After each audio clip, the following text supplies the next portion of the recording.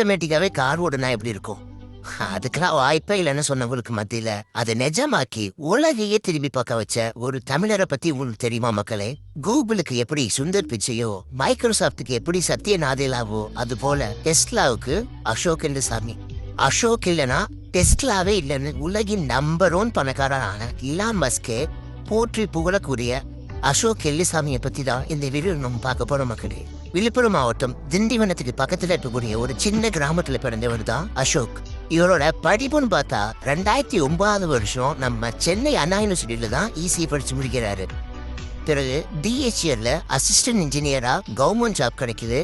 நல்ல வேலை, கை நிறைய சம்பளம், வாழ்க்கை அமைஞ்சாலும் அசோக்குக்கு என்னவோ ரோபோட்டிக்ஸ் ஃபீல்ட்ல தான் பெருசா ஏதாவது சாதிக்கணுங்கிற விருப்பம். அதனால ஒரு சில மாசத்திலேயே அரசாங்க வேலையை ரிசைன் பண்ணிட்டு வேப்கோங்கிற ஒரு அமெரிக்க கம்பெனில தன்னோட புது கரியரை தொடங்குறாரு.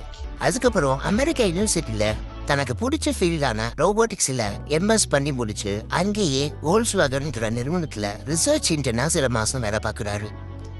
இந்த சமயத்துல தான் அசோக்கோட வாழ்க்கைய அடுத்த கட்டத்துக்கு எடுத்துட்டு போகக்கூடிய ஒரு அரிய வாய்ப்பு கிடைச்சது. நெக்ஸ்ட் ஃபியூச்சர் ஆட்டோ பைலட் தான் சொல்லி வந்த இலான் மஸ்க் ஆட்டோ பைலட் குழு ஒன்று தொடங்க போறதா ட்விட்டர்ல ட்வீட் போட்டாரு. அந்த ட்வீட்டை பார்த்த அசோக் உடனே இலான் மஸ்க் அப்ரோச் பண்றாரு.